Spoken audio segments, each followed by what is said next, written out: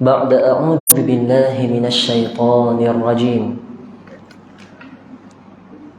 ومن أحسن قولا ممن دعا إلى الله وعمل صالحا وقال إنني من المسلمين صدق الله العظيم. وقال النبي صلى الله عليه وسلم خيركم من تعلم القرآن وعلمه رواه البخاري atau kama qala alaihi salatu wassalam. Alhamdulillah, ibu-ibu, ayah-ayah, tuan-tuan dan puan-puan sekalian, pertama sekali marilah sama-sama kita bersyukur pada Allah kerana sedar maupun tidak sedar, sebenarnya kita ini sedang dipandang oleh Allah dengan pandangan kasih sayang. Kita sekarang ini sedang disayangi oleh Allah.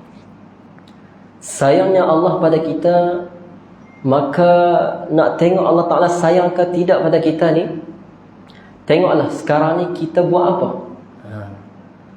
Adakah sekarang ni kita berada di depan televisyen, kita sedang melihat ataupun menonton drama-drama? Tidak. Adakah sekarang kita berada di kedai-kedai, kita sedang berborak-borak dengan kawan-kawan kita?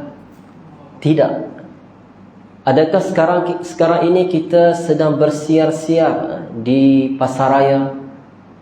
Tidak. Tetapi Allah Subhanahu Wa Taala gerakkan kita, gerakkan kaki kita untuk datang di tempat yang paling Allah Ta'ala suka. Disebutkan dalam hadis, tempat yang paling Allah Ta'ala suka adalah masjid-masjid.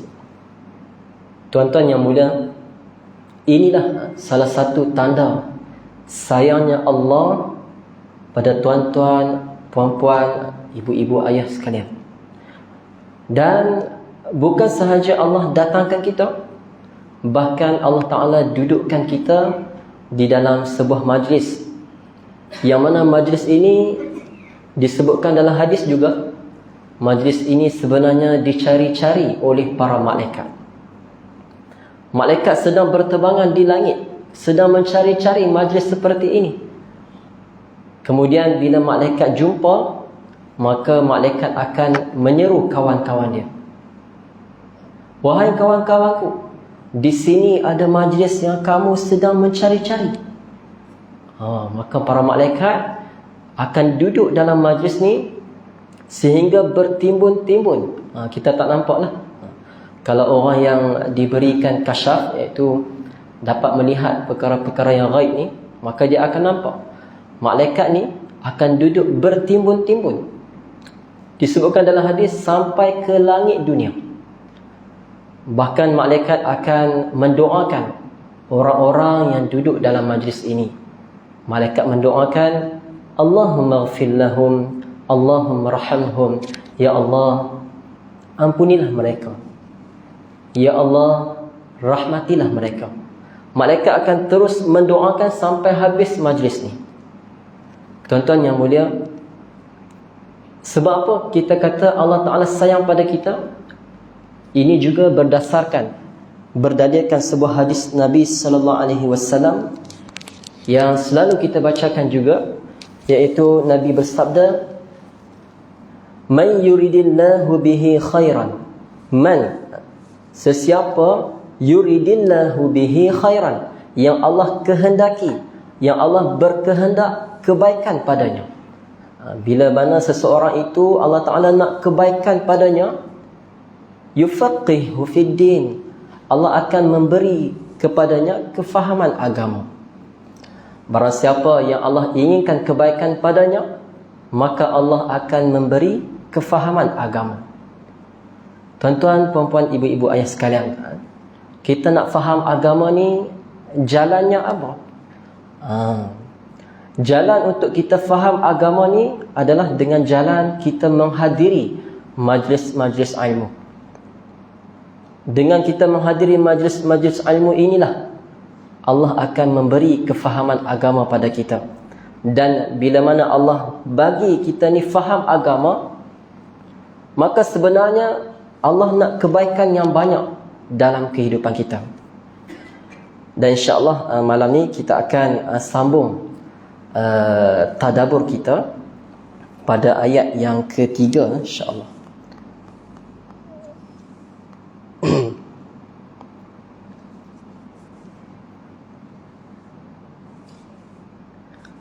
Baik, sebenarnya begitu penting tadabbur ni, sebagaimana kita sedia maklumlah, tadabbur ni salah satu sebab penurunan Al-Quran. Al-Quran itu diturunkan untuk apa? Adakah sekadar untuk kita baca sahaja? Tidaklah. Tetapi Allah Ta'ala sebut Al-Quran ini diturunkan untuk kita menghayati isi-isi kandungan Al-Quran, dan kemudian untuk kita amalkan isi kandungan Al-Quran. Itu salah satu, ataupun kita kata tujuan Al-Quran ini diturunkan. Yang itu disebutkan dalam surah As-Saffat kalau tak silap. Kitabun anzalnahu ilayka mubarak liyadabbaru ayatih wa liyatadhakkara ulul albab. Inilah sebuah kitab yang kami turunkan kepada kamu. Kitab ini penuh dengan keberkatan untuk kamu, untuk mereka mentadabbur isi kandungan ayat-ayat yang terkandung dalamnya, dan untuk mereka tadhakkur, yakni mengambil i'tibar ataupun sebagai amalan dalam kehidupan. Dan insya-Allah kita akan sambung ayat ketiga surah Al-Mulk. Allah Subhanahu wa taala berfirman, الذي خلق سبع سماوات طباقا ما ترى في خلق الرحمن من تفاوت فارجع البصر هل ترى من فطور. Dialah الذي خلق, dialah Allah, khalaqa, yang telah menciptakan. Dialah Allah yang telah menciptakan sab'a samawat, 7 petala langit. Tibaqa, berlapis-lapis. Dialah Allah yang menciptakan 7 petala langit berlapis-lapis, bertingkat-tingkat. Ma tara fi khalqir rahman min tafawut. Ma tara, kamu takkan boleh lihat pada penciptaan Ar-Rahman itu tafawut. Tafawut ni satu yang bersifat ketidakseimbangan, ataupun kita kata cacat lah. Kalau orang macam cipta macam manusia ni, Allah bagi akal fikiran pada dia, dia cipta kereta tu, kita nampak ada dia punya cacat celah dia tu. Tapi kalau penciptaan Allah ni tidak ada ketidakseimbangan ataupun kecacatan, tidak ada langsung. Farji'il basar, farji'. Kalau kamu tak percaya, kata Allah, Allah gunakan fa, maka irji' al-basar, tengok lagi sekali. Kalau kamu tak percaya ciptaan Allah ini tidak ada langsung kecacatan, ketidakseimbangan, maka tengok lagi sekali. Farji'il basar hal tara min futur. Adakah kamu akan melihat lagi? Adakah kamu akan melihat pada penciptaan Allah ini sebarang kecacatan? Baik. Jadi di sini apa yang kita dapat daripada sesi tadabbur ni? Baik, kalau kita perhatikan, kita ni masih lagi dalam kunci yang pertama. Kunci yang pertama untuk kita mendapatkan keberkatan dalam kehidupan. Seperti kita sedia maklum, kita dalam surah Al-Mulk ni, dalam surah Tabarak ni, Tabarakalladzi ni, dia membongkarkan ataupun menceritakan 5 kunci untuk kita mendapat keberkatan dalam kehidupan kita di dunia dan di akhirat. Jadi kunci yang pertama tu terkandung dalam ayat yang 1 sampai ayat yang ke-5. Kunci yang pertama tu ada dalam ayat 1 sampai ayat ke-5. Dan sebelum ni ayat yang kedua kita ceritakan tentang formula ahsanu amala. Formula ahsanu amala. Ahsanu amala ni maksudnya apa? Kita nak sesuatu itu kita buat dengan berkualiti. Bukan kita hanya fokus pada kuantiti, tapi kita lebih fokus lagi pada kualiti. Yang tu ahsanu amala, amalan yang terbaik. Baik.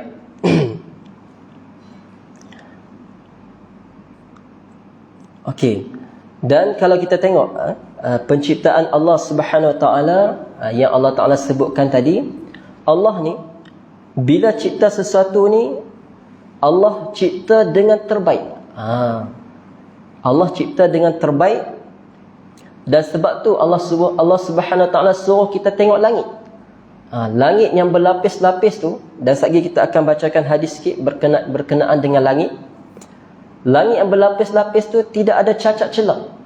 Begitulah kehidupan kita. Bila kita buat sesuatu amalan, pastikan kita buat sesuatu amalan itu dengan terbaik. Baik.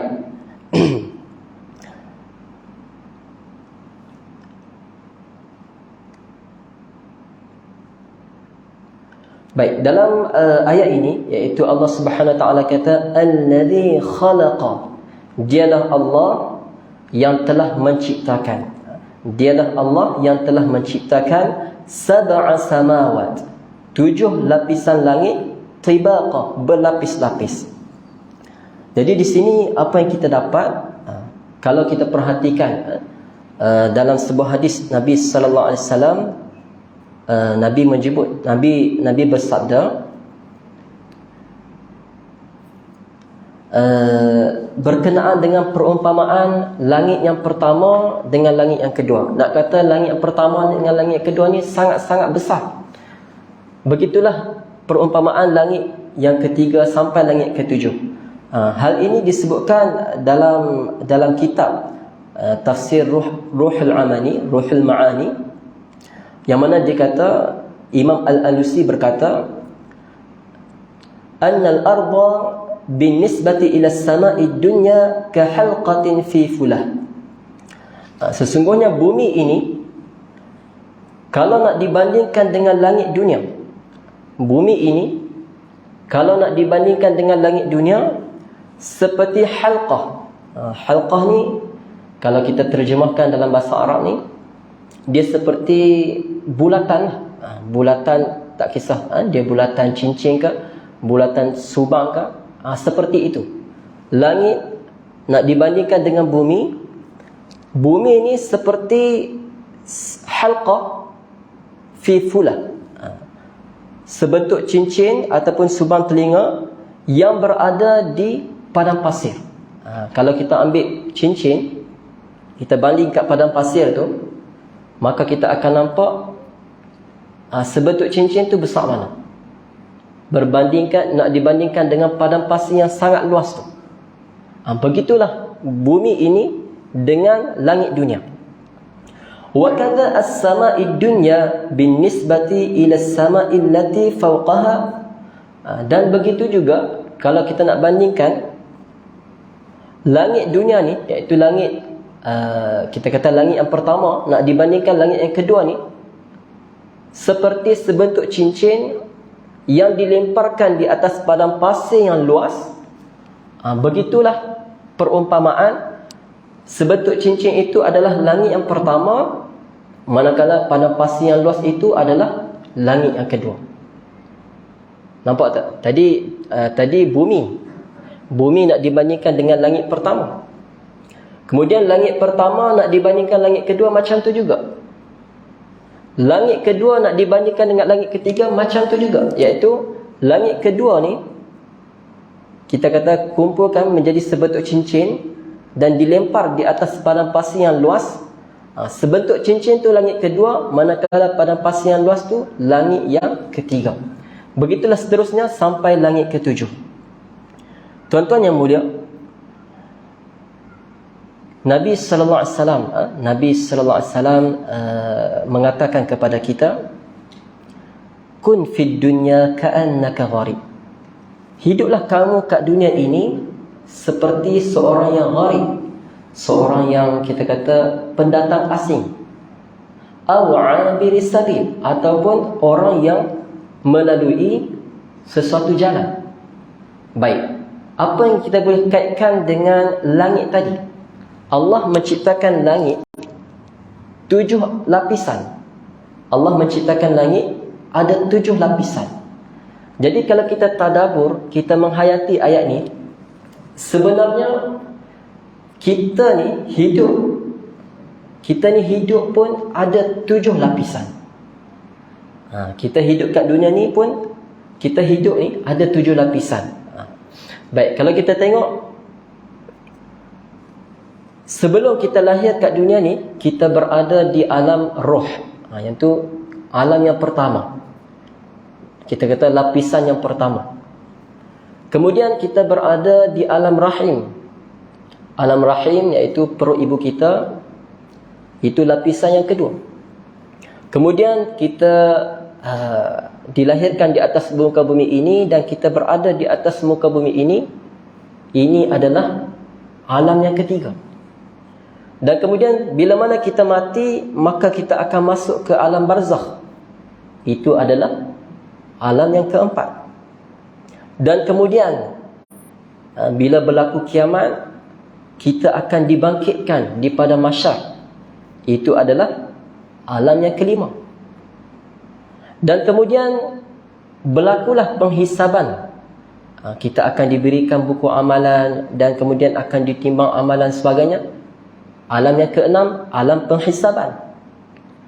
Dan kemudian alam yang ketujuh, iaitu alam pembalasan. Iaitu kita akan ditentukan sama ada kita masuk syurga ataupun neraka. Baik. Jadi sebenarnya kita ni pun melalui 7 lapisan alam, 7 lapisan kehidupan. Jadi kalau kita perhatikan langit, maka tadabburlah ayat ini. Tadabburlah ayat ini dan bayangkan, kita ni kat dunia ni tak lama. Kita ni kat dunia ni tak lama pun. Jangan anggap kita ni duduk kat dunia ni selama-lamanya. Tidak. Dunia ni adalah tempat untuk kita meninggal, tempat untuk kita tinggal. Dunia ni adalah tempat untuk kita meninggal, dan akhirat adalah tempat untuk kita tinggal. Jadi orang yang bijak ni, dia faham sabdaan Nabi sallallahu alaihi wasallam yang kita bacakan tadi, kun fid dunya ka'annaka gharib. Hiduplah kamu di atas muka bumi ini seperti pendatang asing. Pendatang asing ni kalau kita perhatikan, dia datang ni, dia akan fikir nak balik ke negara dia semula, ataupun rumah dia semula. Aw 'abiri sabil, ataupun kata Nabi, jadilah kamu seperti orang yang melalui sesuatu jalan.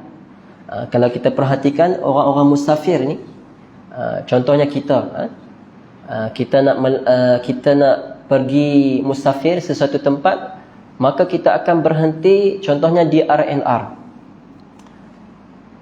Maka berhentinya kita itu 'abiri sabil.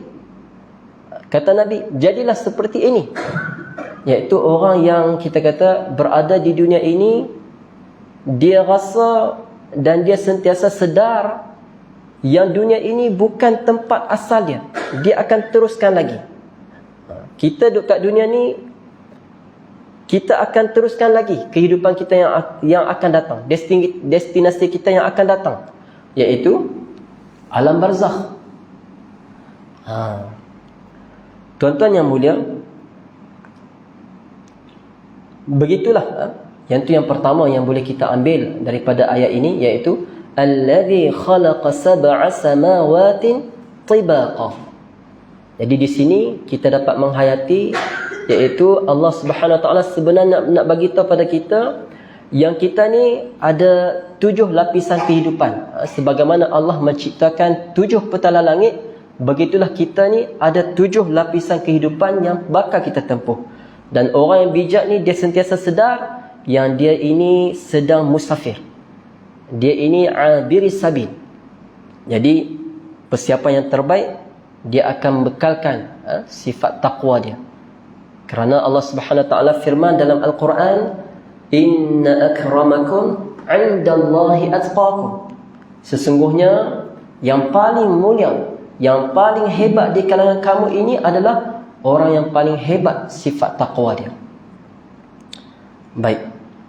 Dan seterusnya kita tengok pula Allah Subhanahu Wa Taala kata, "Ma tara fi khalqir rahmani min tafawut."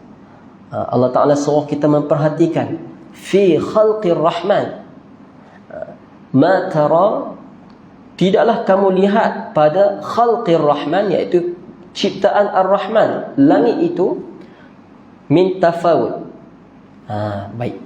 Kalau kita perhatikan di sini, sebab apa Allah Ta'ala guna perkataan ar-rahman?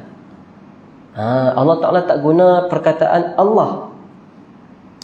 Allah Ta'ala tak kata ma tara fi khalqillah, tapi Allah Ta'ala kata ma tara fi khalqir rahman. Jadi di sini pun kita dapat satu, kita kata, penghayatan, iaitu Ar-Rahman bermaksud Maha Pengasih. Ar-Rahman bermaksud Maha Pengasih.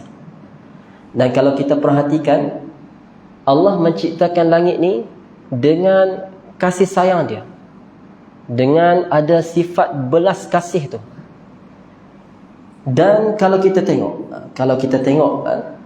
manusia yang hidup di atas muka bumi ini, ada yang taat pada Allah, ada yang derhaka pada Allah.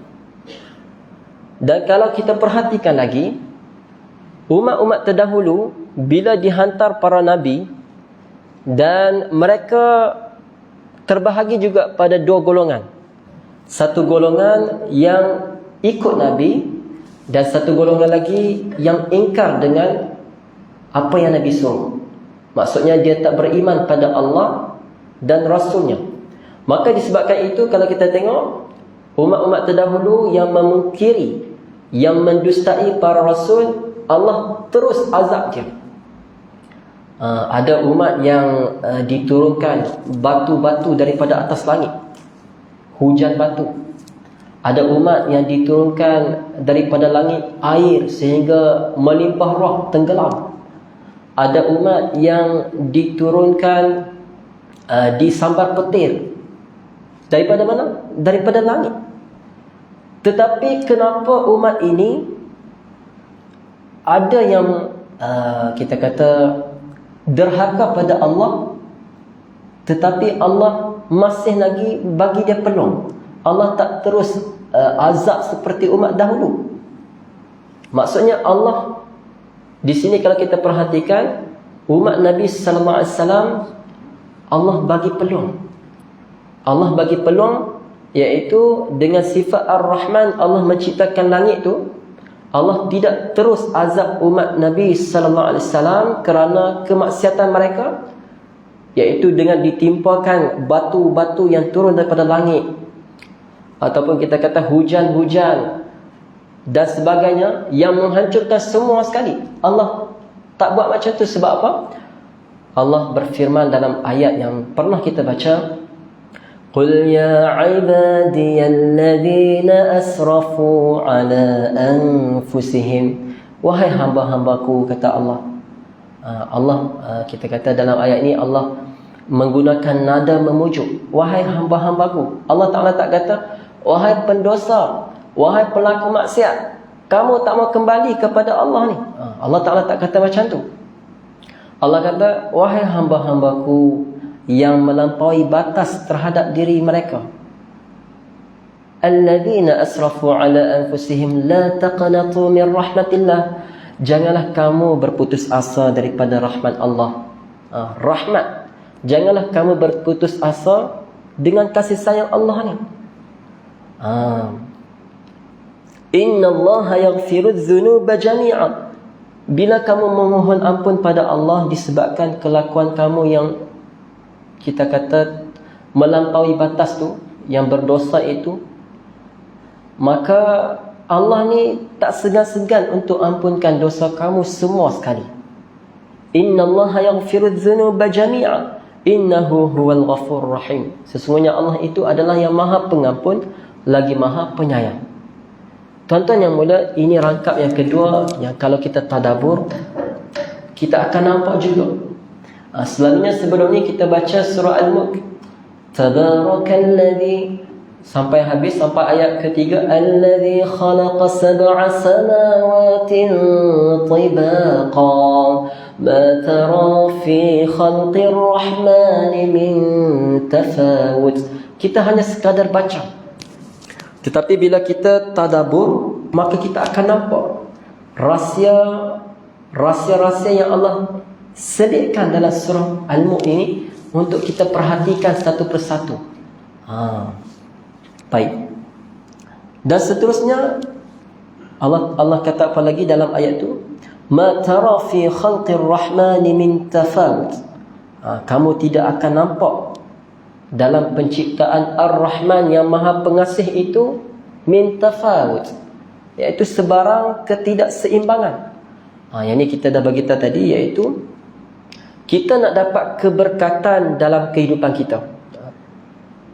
Kerana apa? Kita mengejar dalam kehidupan kita ni, kita selalu dalam sembahyang kita baca Rabbana atina fid dunya hasanah wa fil akhirati hasanah wa qina azaban nar. Wahai Tuhan kami, berilah kepada kami kebaikan di dunia dan berilah kepada kami kebaikan di akhirat, dan selamatkanlah kami daripada azab neraka-Mu.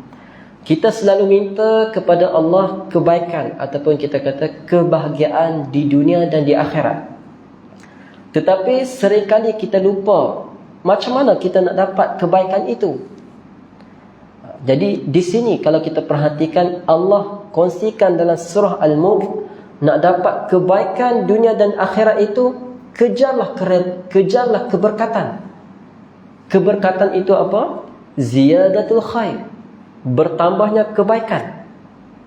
Keberkatan itu apa? Keberkatan itu kebaikanlah.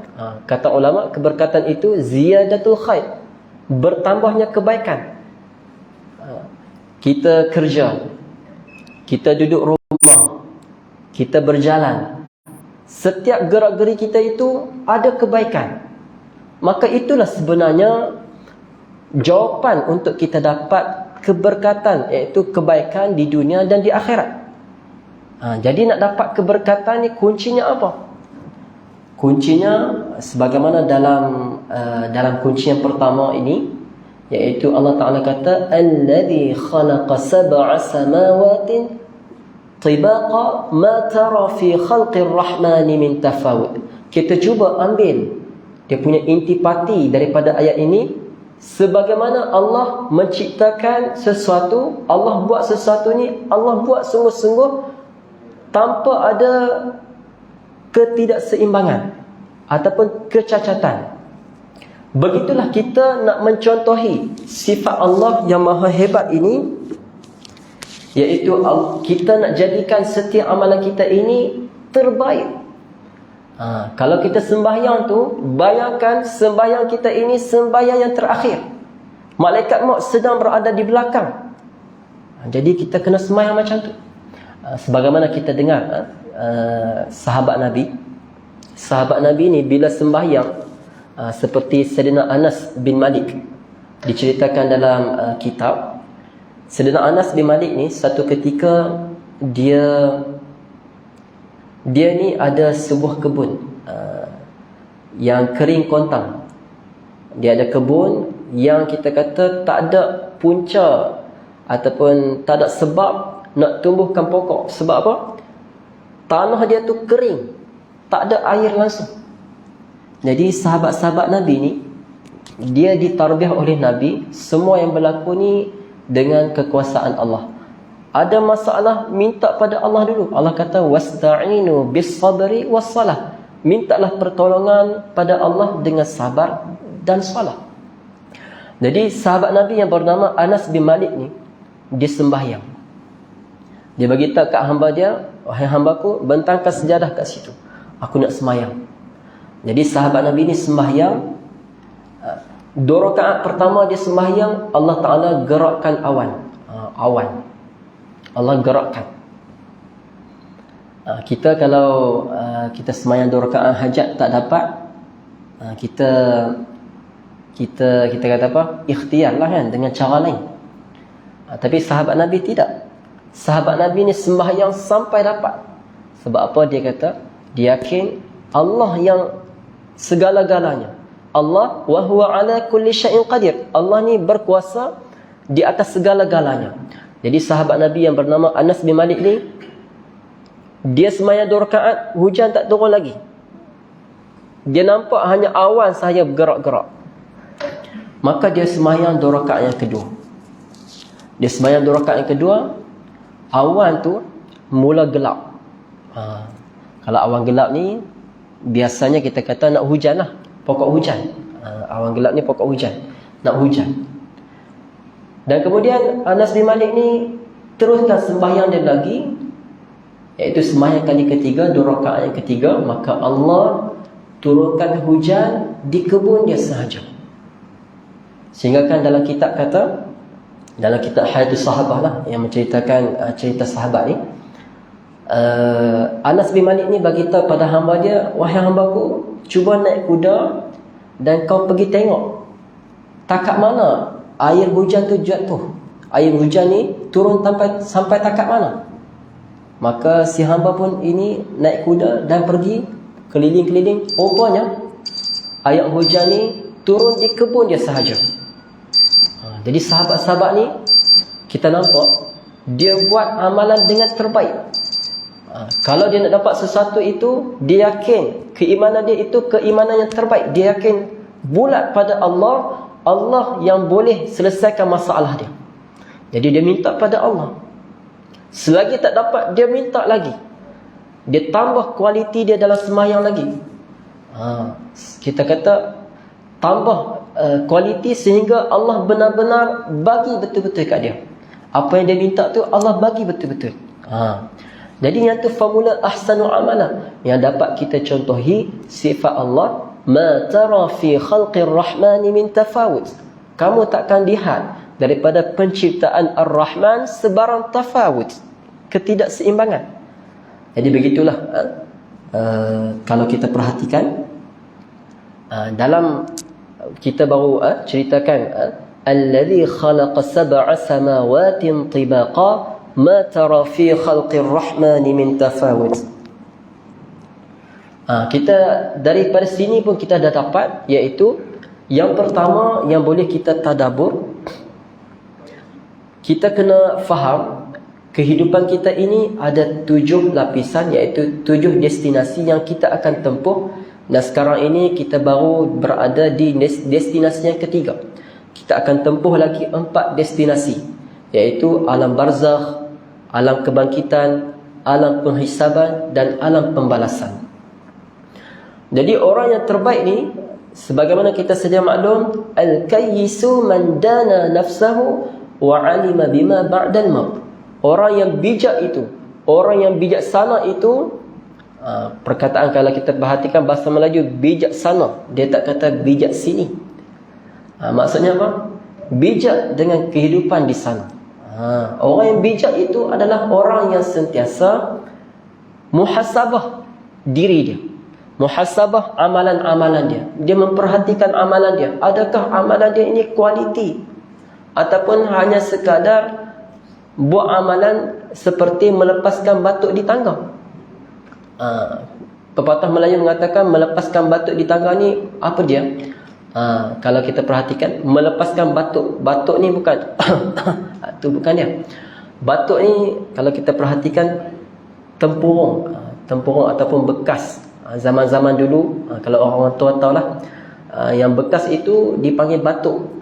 Yang kalau kita kata zaman dulu ada tangga kan, ada tangga, selalunya nak masuk rumah ni dia akan basuh kaki dia dengan menggunakan batuk itu dia akan cedok air di tempayan dan akan basuh kaki dia. Tapi kalau orang yang buat sambil lewat tu, dia akan ambil batuk tu, dia akan basuh kaki dan lepaskan batuk tu di tangga. Dia tak letak betul-betul di tempat dia. Jadi pepatah itu menunjukkan buat sambil lewat lah. Buat sambil lewat. Jadi kita buat amalan, jangan buat hanya sekadar menunaikan kewajipan. Tapi kita kena buat sesuatu amalan itu, cuba rasa kemanisan amalan itu. Cuba rasa roh amalan itu.